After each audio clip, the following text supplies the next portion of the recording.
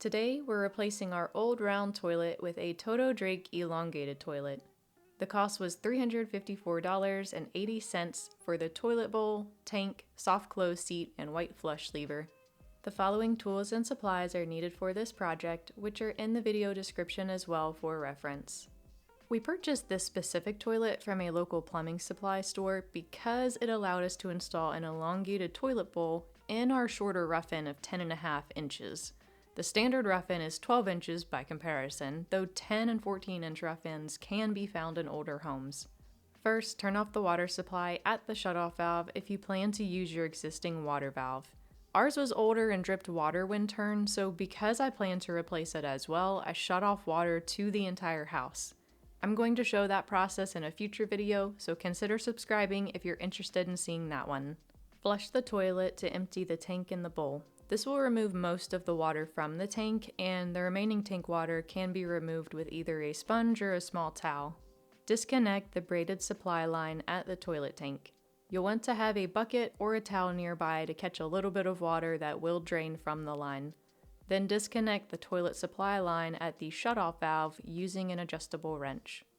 If you need to remove water from the bowl but have already disconnected the supply line, you can still flush the toilet by pouring a gallon or two of water into the toilet bowl, which causes all the water in the bowl to be sucked down through the siphon. To make the toilet easier to move, I separated the tank from the bowl by unscrewing the washers and using a flathead to hold the tank bolts still. Remove the caps or pry them off using the edge of a putty knife. Remove the nuts from the floor bolts with an adjustable wrench or unscrew them by hand if you're able to do so. If the toilet has caulking around it, rock the toilet gently side to side to break the seal. If you're working by yourself, place a contractor bag, which is thicker than a garbage bag, on the floor beside the toilet and roll down the edges. Lift the toilet straight up and set it inside of the contractor bag. Then roll the bag up around the toilet so you can move the toilet outside without leaking any water in the house. What I saw next caught me by surprise, so I'm going to warn you before I show you what it was. For background context, I wasn't able to complete this project the day I started, and several days actually passed between when I removed the toilet tank and water supply line and then actually finished the project. This meant that the toilet sat unused for over a week. Come to find out, a rarely used or unused toilet is an ideal environment for drain flies that thrive in stagnant and standing water. Scrape away and dispose of the old wax from the toilet flange and clean the flange and surrounding area. Make sure the toilet flange is in good condition and undamaged. To prevent sewer gas from entering your home, stuff a rag into the drain hole.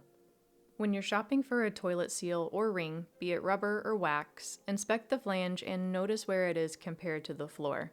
Is it below, at, or above floor level? The flange should be at a minimum flush with the floor or a 1/4 inch higher, which is ideal. If the flange is below floor level, there are different toilet spacer products available to help account for this situation. Place the oblong toilet bolts into the flange at a 3 o'clock and 9 o'clock position. I bought a wax ring to use for this install, so if you're using wax too, place the new wax ring onto the toilet base, turn the toilet upright, and with the toilet suspended, line up the bolt holes in the toilet base with the bolts in the flange. Lower the toilet straight down onto the flange, making sure that the bolts come through both sides of the toilet bolt opening, and then press down evenly to set the seal. You want to evenly distribute weight onto the toilet to compress the toilet onto the wax until the toilet bowl is evenly level with the floor. Be careful not to move or tilt the toilet after setting the wax ring in the flange, because this could break the seal and cause future leaks. Place a washer and nut on each toilet bowl bolt and tighten evenly by alternating from one side of the toilet to the other side as you tighten both of the nuts. Be careful not to over-tighten, as doing so can crack the porcelain. If the bolts are too long, you can use a hacksaw to shorten them so that the cap fits over the end of the bolt. A trick to cutting toilet bolts is before cutting, screw on a spare nut just below where you're cutting, and then after cutting, remove that nut. If the bolt threads were distorted by the cutting, the idea is that removing the spare nut should clean up the threads, which makes it easier to put the permanent hold-down nut on afterwards. Install the tank to bowl gasket onto the base of the tank's flush valve. Insert the tank bolts and washers from inside the tank.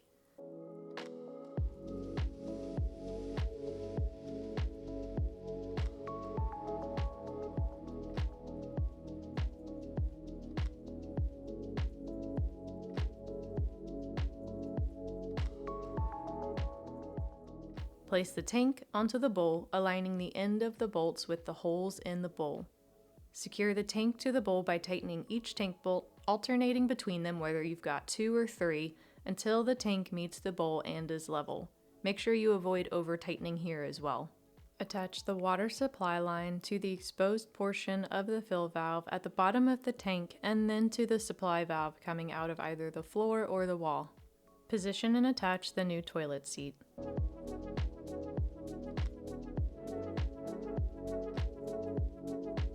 Ours require dropping plastic bolts into the toilet lid opening through holes in the toilet bowl and securing each with a washer underneath.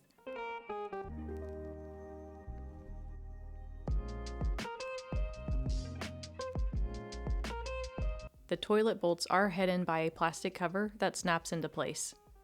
Slowly turn on the water shutoff valve and allow the tank to fill. You may hear a noise when opening the valve, but this is typically the result of air in the lines and should clear on its own. Flush the toilet and inspect the shutoff valve, the base of the toilet, and the point at which the tank and the bowl meet for any leaks. This moment for me was particularly rewarding because of the thought of flushing down drain flies and creating an uninhabitable environment for them once more. As the tank fills, make sure the water rises to the desired level as indicated inside the tank. This should be 1 to 2 inches below the overflow tube. If needed, the water height can be adjusted. If no water leaks are present, caulk around the toilet.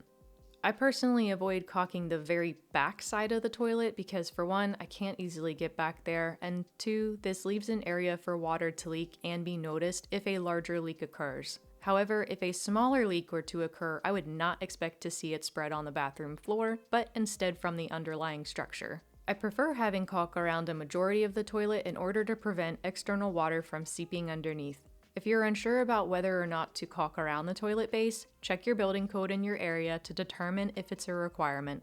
We're all happy with the new toilet, especially our family members who use it the most when they come by. They used to complain about the small and short size of the old toilet, so love that this one is a taller height and has a larger toilet seat. I hope this video helps or inspires you in some way. Again, if you need to replace the water shutoff valve, be sure to subscribe so you don't miss that future video.